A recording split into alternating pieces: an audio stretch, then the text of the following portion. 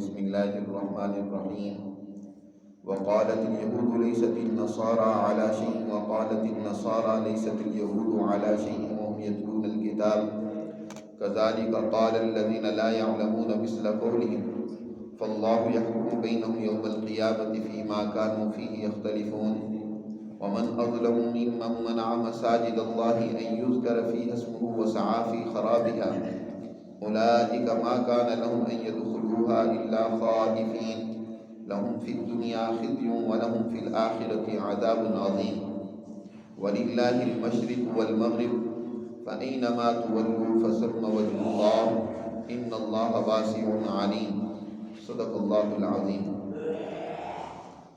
گزشتہ آیات مبارکہ میں اللہ سبحانہ و تعالی نے مسلمان جماعت سے پہلے اہل مذاہب میں سے ایک مذہبی جماعت جس کو یہودی کہا جاتا ہے ان کی خرابیوں کو بڑی تفصیل کے ساتھ بیان کیے ہیں.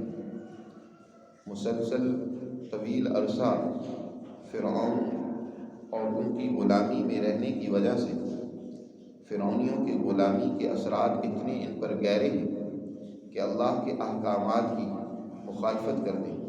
جب بھی کوئی اللہ کا حکم ملتا ہے اس پر عمل کرنے کی بجائے اس سے عمل میں جان چھڑانے کے ہیلے بہانے تراشتے ہیں.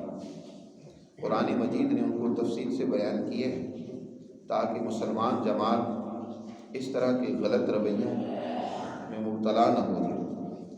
اسی طرح ان آیات مبارکہ میں جو ابھی آج درس میں پڑھی ہیں اللہ سبحانہ و تعالیٰ ان کے مزید کچھ خرابیوں اور غلط رویوں کی نشاندہی کرتا ہے.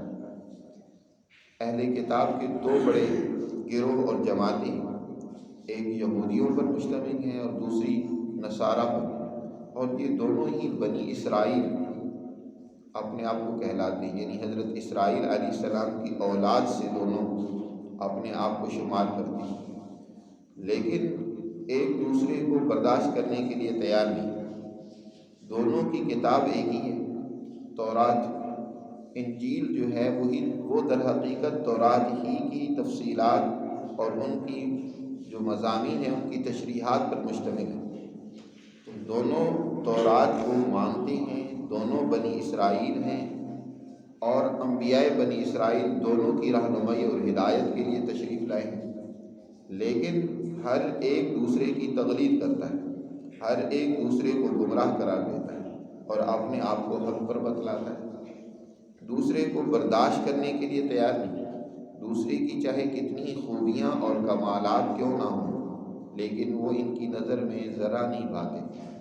مسلمان جماعت کو کہا جا رہا ہے کہ تمہیں ان اہل کتاب سے ایک تو پریشان ہونے کی ضرورت نہیں، یہ تو اپنے آپ میں بھی ایک دوسرے کو برداشت کرنے کے لیے تیار نہیں ہے. تو ان کی گمراہ اور پروپیگنڈے سے آپ متاثر ہو کر خواہ مخواہ ان سے پریشان ہو تو اس کی ضرورت نہیں ہے. اور دوسرا یہ بات بھی سمجھانا مقصود ہے کہ تم بھی اس طرح کے غلط رویوں میں مبتلا نہ ہو جانا. فرقہ واریت میں، گروہیتوں میں، ایک دوسرے کی تقلید میں مسلمان کو حقیقت پسند ہونا چاہیے. سچائی جہاں بھی ہو، جس کے پاس بھی ہو، اس کو قبول کرنا چاہیے. اور خرابی کہیں بھی ہو، چاہے اپنے منہ کے پاس کیوں نہ ہو. غلط کام کوئی بھی کرے، چاہے اپنا ہی کرے یا دوسرا کرے. نبی کریم صلی اللہ علیہ وسلم کی خدمت میں ایک یہودی اور ایک مسلمان جھگڑا لے کر آتے. یہودی کہتا ہے کہ فیصلہ کعب بن اشرف یہودیوں کے عالم سے کرواتے ہیں، لیکن مسلمان کہتا ہے کہ نہیں، فیصلہ محمد صلی اللہ علیہ وسلم سے کروانا ہے. یہودی بھی مطمئن ہے، اس کو پتہ ہے کہ محمد صلی اللہ علیہ وسلم کبھی غلط فیصلہ نہیں کرتے. وہ حضور کی خدمت میں آئے، حضور صلی اللہ علیہ وسلم نے دونوں کا ماجرا سنا اور آپ صلی اللہ علیہ وسلم نے سچائی اور حقیقت کو دیکھتے ہوئے یہودی کے حق میں فیصلہ صادر فرمایا. مسلمان کو چین نہیں آیا. اس نے سوچا یہ نام نہاد مسلمان ہے، اصل میں تو منافق ہے. بظاہر اپنے آپ کو مسلمان شو کر رہا ہے. مسلمان ہو اور حضور صلی اللہ علیہ وسلم کے فیصلوں کو دل و جان سے تسلیم نہ کرے، یہ کیسے ممکن ہے؟ اب اس نے کہا مسلمانوں میں حضرت عمر فاروق رضی اللہ تعالی عنہ وہ صحابی ہیں جو ذرا سخت مزاج اور کفار کے خلاف ان کا رویہ قدر سخت ہوتا ہے، لیکن اسے یہ نہیں معلوم کہ وہ بھی حقیقت پسند حضور صلی اللہ علیہ وسلم کے تربیت یافتہ ہے۔ یہودی کو کہتے ہیں کہ نہیں، آؤ عمر سے بھی فیصلہ کروائیں۔ حضرت عمر فاروق رضی اللہ تعالیٰ عنہ کے پاس گئے تو یہودی نے ساتھ یہ بھی بتا دیا کہ اس کا فیصلہ محمد صلی اللہ علیہ وسلم پہلے کر چکے ہیں اور وہ میرے حق میں ہوا ہے۔ حضرت عمر رضی اللہ تعالیٰ عنہ خاموشی سے اٹھے اور گھر جا کر اندر سے تلوار لے کر اس نام نہاد مسلمان کا سر کاٹ دیا کہ جس کو رسول اللہ صلی اللہ علیہ وسلم کا فیصلہ منظور نہیں ہے تو عمر کا فیصلہ اس کے بارے میں یہی ہے۔ اب یہاں ایک یہودی کے حق میں فیصلہ دیا جا رہا ہے کیونکہ وہ سچائی پر ہے، حقیقت پر ہے، اور ایک اپنا ہم مذہب، چاہے وہ نام کے ہی مسلمان ہے لیکن ہے تو بظاہر مسلمان، لیکن اگر وہ غلط راستے پر ہے، وہ اگر زیادتی کر رہا ہے تو اس کے حق میں فیصلہ نہیں دیا جا رہا مال اس بنیاد پر کہ وہ مسلمان جماعت سے تعلق رکھتا ہے۔ تو مسلمان حقیقت پسند ہوتا ہے، سچائی کی اتباع اور پیروی کرتا ہے۔ تو قرآن مجید نے یہاں اہل کتاب کی اس خرابی اور کمزوری کا ذکر کیا ہے کہ یہودی کہتے ہیں لیست النصارى علی شیء، عیسائی کسی راستے پر نہیں ہے، کسی سچائی پر نہیں ہے، یہ ان کے پاس کوئی خیر اور بھلائی نہیں ہے۔ اور یہی حال عیسائیوں اور نصارہ کا ہے کہ وہ کہتے ہیں لیست الیہود علی شیء، کہ یہودی وہ کسی چیز پر نہیں ہے، یعنی ان کے پاس کوئی خیر اور حق نہیں ہے۔ حالانکہ وہ یتلون الکتاب، دونوں الکتاب یعنی تورات کو پڑھتے ہیں، ایک ہی کتاب ہے، اسی کا دونوں ہی مطالعہ کرتے ہیں، دونوں ہی وہ پڑھتے ہیں، اس کے دونوں ہی ماننے والے۔ آج جیسے مسلمان فرقہ واریت اس قدر شدت اختیار کر چکی ہے کہ دیکھیں ہر فرقہ قرآن مجید ہی سے استدلال کر رہا ہوتا ہے دوسرے کو گمراہ قرار دینے کے لیے، دوسرے کی تقلید کے لیے وہ قرآن ہی سے استدلال کر رہا ہے، قرآن ہی پڑھ رہا ہے، لیکن قرآن مجید کو ہم نے فرقہ وارانہ کتاب بنا لیا۔ اور یاد رکھو جب قرآن مجید کو نبی کریم صلی اللہ علیہ وسلم کی سیرت اور اسوے سے کاٹ کر پڑھیں گے تو پھر قرآن مجید فرقہ وارانہ کتاب بن جائے گا۔ قرآن مجید کی تشریحات وہی معتبر ہوں گی جو جناب رسول اللہ صلی اللہ علیہ وسلم نے اور پھر حضور کی جماعت نے اپنے عمل سے اس کی تشریحات کی ہیں۔ قرآن مجید جو سمجھایا ہے اپنے عمل سے وہی قرآن مجید معتبر ہے، وگرنہ قرآن مجید ایک آیت سے تو اس کی کئی مطالب لیے جا سکتے ہیں، ایک ایک جملے سے کئی مطالب اس کے، کیونکہ قرآن مجید تو تا قیامت نو انسانیت کی رہنمائی کے لیے ہے، ہر دور میں بے شمار پیش آنے والے واقعات کی طرف قرآن مجید سے رہنمائی ملتی ہے۔ تو اب اس کے معانی کے اندر تو انتہائی وسعت ہے، تو ہر گروہ اپنے مطلب کا معنی لے لے اور دوسرا اپنے مطلب کا معنی لے لے۔ تو یاد رکھو جب طبیعتوں میں کجی ہوتی ہے، خرابی ہوتی ہے، تو قرآن مجید سے بھی اگر یہودی اسی قرآن کو پڑھیں گے تو اس قرآن سے وہ یہودیت ثابت کرتے چلے جائیں گے، عیسائی پڑھیں گے تو وہ بھی اس قرآن سے عیسائیت ثابت کریں گے۔ جیسے کہ ہر ایک گروہ اس قرآن کو پڑھتا ہے اور وہ اس کے ماننے والے یوں سمجھتے ہیں کہ یہ قرآن تو سارا ہماری ہی جماعت کے بارے میں نازل ہوا ہے۔ اہل تشیع پڑھیں گے تو وہ قرآن مجید سے ساری شیعت ثابت کر دیں گے، اور اسی طرح اہل سنت والجماعت کے جو فرقے ہیں وہ پڑھیں گے، ہر فرقہ قرآن مجید سے اپنی ہی نظریات و افکار ثابت کرے گا۔ لیکن یاد رکھو ان نظریات و افکار کی اس وقت کوئی اہمیت نہیں ہوگی جب نبی کریم صلی اللہ علیہ وسلم کی سیرت طیبہ، حیات طیبہ، احادیث مبارکہ، صحابہ کرام کی زندگیاں ان کی تائید نہیں کرتی ہوں۔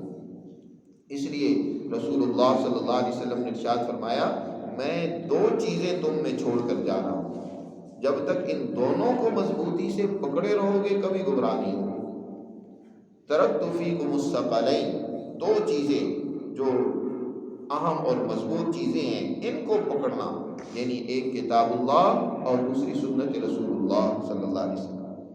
تو قرآن مجید نے کہا کہ دونوں کتابیں پڑھتے ہیں التورات کو، لیکن ہر ایک دوسرے کو گمراہ قرار دیتا ہے، اور صرف انہی پر یہ بات موقوف نہیں، ایک تیسری جماعت سابعین کی، جاہلوں کی، مشرکوں کی، جیسے مکہ کے لوگ تھے یا اسی طرح دنیا بھر کے وہ لوگ جو لا یعلمون الکتاب کذالک قال الذین لا یعلمون مثل قولہم، اسی طرح کی بات کہی ان لوگوں نے بھی جو نہیں جانتے، جو علم نہیں رکھتے. ان کو تو اہل کتاب کہا جاتا ہے، ان کے پاس علم ہے، لیکن جن کے پاس علم نہیں ہے وہ بھی انہی جیسی باتیں کر رہے ہیں، وہ بھی ایک دوسرے کو گمراہ قرار دے رہے ہیں. فاللہ یحکم بینہم یوم القیامۃ، بس اللہ فیصلہ کرے گا ان کے درمیان قیامت کے دن، فیما کانوا فیہ یختلفون، جس میں یہ اختلاف کر رہے ہیں. دنیا میں ان کے جھگڑے اور فیصلے ختم ہونے والے نہیں ہیں، یہ تو کل قیامت کے دن ہر ایک کی حقیقت اس کے سامنے آ جائے گی کہ اس کی نظریات و افکار اور اعمال کس قدر درست ہے. قرآن مجید نے ایک اور اہل کتاب کی خرابی کا ذکر کیا. آج اگر ہم گہرائی کے ساتھ اس کا مطالعہ کریں تو یہی حال مسلمانوں کا بھی ہے. قرآن کہتا ہے وَمَنْ أَظْلَمُ مِمَّنْ مَنَعَ مَسَاجِدَ اللَّهِ أَنْ يُذْكَرَ فِيهَا اسْمُهُ وَسَعَىٰ فِي خَرَابِهَا، اس سے بڑا ظالم کون ہوگا جو روکتا ہے اللہ کی مسجدوں سے یہ کہ اس میں اس کا نام کا ذکر کیا جائے، اس کا نام لیا جائے، اور وہ کوشش کرتا ہے اس کی خرابی اور ویرانی کی، ان مسجدوں کی خرابی کی کوشش کرتا ہے. یہی لوگ ہیں کہ نہیں ہے ان کے لیے کہ یہ داخل ہوں ان مسجدوں میں الا خائفین، مگر ڈرتے ہوئے. لہم فی الدنیا خزی، ان کے لیے دنیا میں ذلت ہے اور ان کے لیے آخرت میں عذاب عظیم. قرآن مجید نے یہاں بیان کیا کہ ایک اور بڑی خرابی ان اہل مذاہب میں پیدا ہو گئی کہ ہر مذہب والے نے اپنی ایک عبادت گاہ بنا رکھی ہے. عبادت گاہ تو در حقیقت اللہ کی عبادت کے لیے ہوتی ہے. تمام انبیاء علیہ السلام نے اللہ کی عبادت اور بندگی کے لیے عبادت گاہیں مقرر کی. یہودیوں کے لیے بھی عبادت گاہیں بنائی گئی، عیسائیوں کے لیے بھی گرجے وغیرہ عبادت گاہیں بنائی گئی.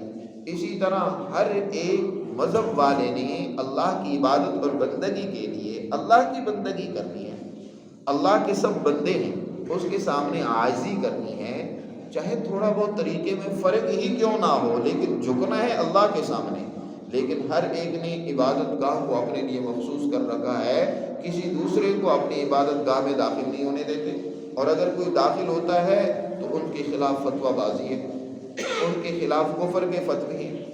عیسائیوں نے یہودیوں کو بخت نصر جو کہ دشمن تھا بنی اسرائیل کا، جس نے بیت المقدس پر حملہ کیا، ان کے ساتھ مل کر بیت المقدس کو ویران کیا اور اس کو تہ و تیگ کیا، اور وہاں بے شمار یہودیوں کو قتل کیا. اب یہ اللہ کی عبادت گاہیں ہیں اور اہل مذاہب ہیں عیسائی، لیکن یہودیوں کے قتل کے در پہ ہیں. اور اسی طرح یہودی جو ہیں وہ نصارہ کو اپنی عبادت گاہوں میں نہیں آنے دیتے. یہی حال مکہ کے مشرکوں کا تھا کہ نبی کریم صلی اللہ علیہ وسلم کو مسجد حرام میں عبادت نہیں کرنے دیتے، نماز نہیں پڑھنے دیتے. حضور صلی اللہ علیہ وسلم نماز پڑھ رہے ہیں، ابو جہل اینڈ کمپنی نے حضور سجدے میں گئے، ایک اوجڑی اٹھوا کر حضور صلی اللہ علیہ وسلم پر ڈلوا دی. وہ مشہور واقعہ آپ حضرات نے سنا ہے. اسی طرح حدیبیہ کے موقع پر آپ صلی اللہ علیہ وسلم خالصتاً مسجد حرام میں اللہ کی عبادت کے لیے جا رہے ہیں، عمرے کے لیے جا رہے ہیں، اللہ کے گھر بیت اللہ کا طواف کرنا چاہتے ہیں. کوئی لڑائی نہیں ہے، واضح کر دیا کہ میرا مقصد آنے کا سوائے عمرہ کے اور کوئی نہیں. لیکن یہ عمرہ کرنے کی اجازت نہیں دے رہے کہ نہیں ہم عمرہ نہیں تمہیں کرنے دیں گے، اس سال واپس چلے جاؤ. ہماری عزت اور چودراہٹ پر فرق آتا ہے. تو اس سے بڑا ظالم کون ہوگا جو اللہ کی عبادت گاہوں سے، مسجدوں سے روکے اور ان کو ویران کرنے کی کوشش کرے، خراب کرنے کی کوشش کرے، فتوے لگائے. آپ دیکھیں ہمارے مسلمانوں میں بھی ایسا ہے کہ ہر مذہب والے نے، ہر فرقے والے نے اپنے ایک عبادت گاہ مقرر کر رکھی ہے، اور باہر لکھا ہوا ہے کہ گویا کہ یہ بس اس فرقے کی مسجد ہے، یہ دیوبندیوں کی مسجد ہے، یہ اہل حدیثوں کی مسجد ہے، یہ بریلیوں کی مسجد ہے، کہ کوئی دوسرا اس میں نہ آ جائے. اور اگر کوئی دوسرا اس میں آ جاتا ہے، نماز پڑھتا ہے، یہاں تک صورتحال ماضی میں تو بہت زیادہ خراب رہی کہ ان مسجدوں کو دھلوایا جاتا تھا کہ مسجدیں ناپاک ہو گئی. اگلے دن بھی سوشل میڈیا پر میں دیکھ رہا تھا کہ ایک مسجد کے باہر لکھا ہوا ہے کہ تبلیغی جماعت کا مسجد میں داخلہ بند ہے. لکھا ہوا مسجد کے باہر لکھا ہوا ہے کہ تبلیغی جماعت کا مسجد میں داخلہ بند ہے. جب صورت حال یہ ہو کہ کسی کو آپ اپنی مسجد میں داخل نہیں ہونے دینا چاہتے، اللہ کی عبادت کرنی ہے، اللہ کے دین کی بات کرنی ہے، چاہے وہ کسی بھی گروہ اور جماعت سے تعلق رکھتا ہو۔ اور دوسری بات یہ ہے کہ ضروری نہیں ہے کہ کفر کے فتوے لگائے جائیں۔ ممبر سے جب فرقہ وارانہ بات ہوگی، جب ممبر سے بات ہوگی دوسری جماعتوں کے خلاف، تو دوسری جماعت کا بندہ وہاں بیٹھا ہوا ہوگا، وہ تو بات نہیں سنے گا۔ گویا آپ اپنی تقریر سے جو فرقہ وارانہ تقریر کر رہی ہیں، دوسروں کو روک رہی ہیں کہ بس جو ہمارے فرقے سے تعلق رکھتا ہے وہ تو ہماری مسجد میں نماز پڑھنے کے لیے آئے، اور جو ہمارے فرقے سے تعلق نہیں رکھتا وہ مسجد میں نہ آئے۔ تو آپ اپنی تقریروں اور بیانوں کے اندر فرقہ وارانہ گفتگو کریں، لڑائی جھگڑے کی باتیں کریں، مخصوص باتیں کریں، تو یہ بھی مسجدوں سے روکنا ہے۔ فرمایا جو اللہ کی عبادت گاہوں اور مسجدوں سے روکتا ہے اس سے بڑا ظالم کوئی نہیں ہے۔ وہ در حقیقت مسجدوں کی ویرانی کی باتیں کرتا ہے، وسعیٰ فی خرابہا، ان کو خراب کرنا چاہتا ہے۔